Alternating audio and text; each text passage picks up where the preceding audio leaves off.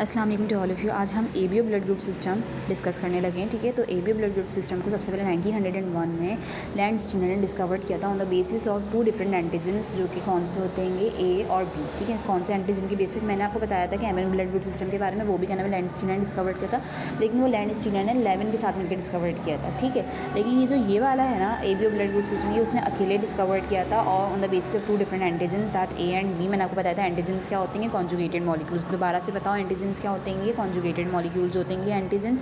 और conjugated molecules हम first year में बहुत ही कोई डिटेल में, फर्स्ट चैप्टर का लास्ट वाला क्वेश्चन था कॉन्जुगेटेड मॉलिक्यूल्स, वो हम पढ़ चुके हैं। खैर, अब क्या होता है कि लैंड स्टीनर ने डिस्कवर कर दिया 1901 में ABO blood group system on the basis of 2 different antigens that blood group A and B, और उसके बेस पे आपके पास 4 ब्लड ग्रुप बन गए। ठीक है, एमएन ब्लड ग्रुप सिस्टम में 3 किस्म के ब्लड ग्रुप बन गए थे और इसमें 4 बन गए। ए ब्लड ग्रुप, ठीक है, blood group A, blood group B, blood group A B and blood group O. ठीक है, और इस केस में भी जो ब्लड ग्रुप ए बी है वो एग्जांपल है कोडोमिनेंस की। ठीक है, किसकी एग्जांपल है codominance, because A and B दोनों एक दूसरे को क्या करवा रहे हैं, इक्वली कंट्रीब्यूट करवा रहे हैं। कोई भी एक दूसरे को क्या नाम है सप्रेस नहीं कर रहा, बल्कि क्या कर रहा है, दोनों एक दूसरे को इक्वली कंट्रीब्यूट कर रहे हैं, इक्वली सपोर्ट कर रहे हैं और दोनों के दोनों जाहिर हो जा रहे हैं, दोनों के दोनों एंटीजन प्रेजेंट है आरबीसीज की सरफेस पे।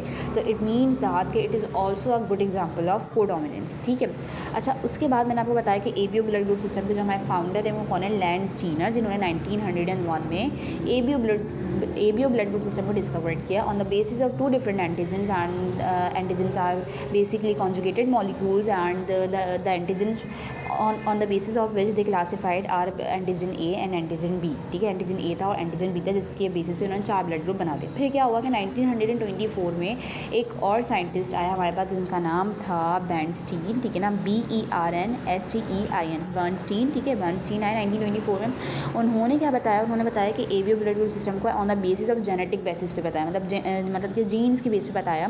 कि उनके मुताबिक ये था कि according to him there are 3 types of allele for blood groups. ठीक है, मतलब ब्लड ग्रुप के आपके पास क्या होते हैं, 3 एलील्स होते हैं। तो ये मल्टीपल एलील आ गया, मैंने क्या बताया था, मल्टीपल एलील की गुड एग्जांपल है हमारा ब्लड ग्रुप, हमारा एबीओ ब्लड ग्रुप सिस्टम। क्यों? क्योंकि देखो 2 से ज़्यादा जब एलील्स हो ना, एक ही जीन की 2 से ज़्यादा शक्लें हों, एक ही जीन की 2 से ज़्यादा शक्लें हों, तो उसको हम बोलते हैं multiple alleles.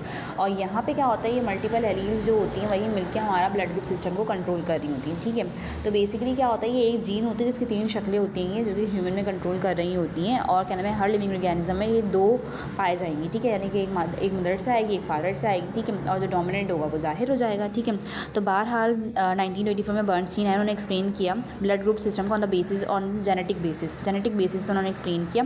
According to him there are 3 types of alleles for blood groups that IA, IB and small I. ठीक है, these alleles are located on 9th pair of chromosome, और ये कौन से पेयर पे होंगी, 9th पेयर ऑफ क्रोमोसोम पे होंगी। अब हमने ब्लड ग्रुप की अगर बात करें तो ब्लड ग्रुप ए है तो एंटीजन ए होगा, बी है तो बी एंटीजन, ए बी तो, और अगर कोई भी एंटीजन नहीं है तो इट मीन्स दैट आपका ब्लड ग्रुप ओ है। और ए बी क्या आएंगे, यूनिवर्सल रेसिपिएंट, यानी किसी से भी ब्लड ग्रुप ले सकते हैं, इनकी बॉडी में कोई एंटीबॉडी नहीं है। इम्यून सिस्टम क्या नाम है जो प्रोटीन्स बनाता है उनको हम बोलते हैं एंटीबॉडीज़, और वो कहाँ पाई जाती हैं, ब्लड के सीरम में पाई जाती हैं। कहाँ पाई जाती हैं, ब्लड के सीरम में पाई जाती हैं। ब्लड के पार्ट्स होते हैं ना, प्लाज्मा ट्रांसपेरेंट पार्ट होता है, जो येलो वाला पार्ट होता है ना, जहाँ पे क्लॉट्स वगैरह होते हैं।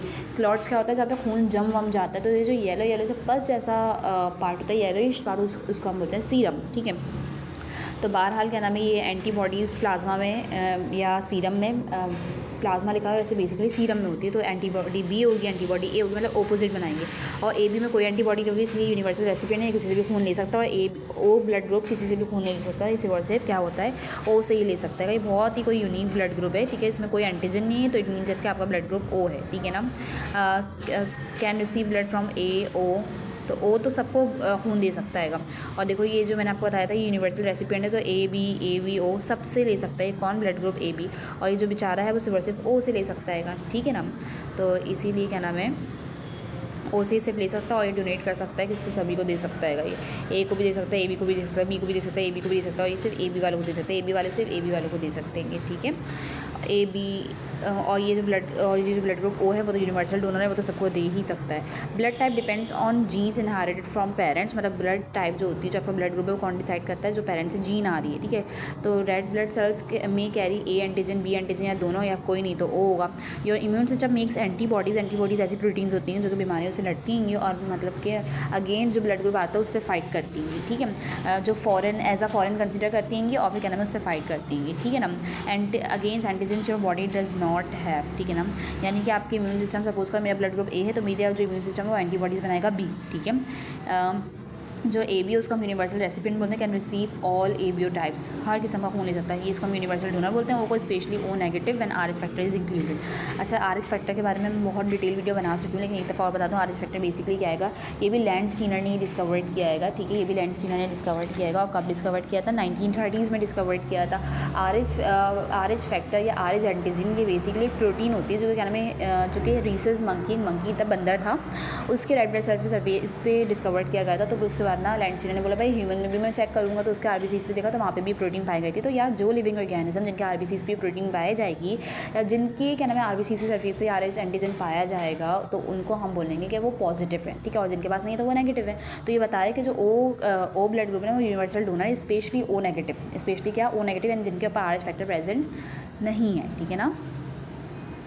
अच्छा, matching blood group type is important during blood transfusion. जब हम क्या नाम है खून लेते ना तो उस खून देने वाले अमल को हम बोलते हैं ब्लड ट्रांसफ्यूजन। तो इसमें क्या नाम है ब्लड टेस्ट होना बहुत ज़रूरी है, क्योंकि भाई ताकि पता चले ना, क्योंकि जो मेरा खून है मैं वही वाला खून ले सकती हूँ। अगर मैंने वो वाला खून नहीं लिया, कोई और से ले लिया, तो मेरे इम्यून सिस्टम एंटीबॉडीज़ बना रहा है, तो वो उस खून के सारे रेड ब्लड सेल्स को डैमेज करेगा। तो क्या फ़ायदा किसी का खून लेने का, वो भी ज़ाया हो और मेरी बॉडी में रिएक्शन भी हो जाएगा।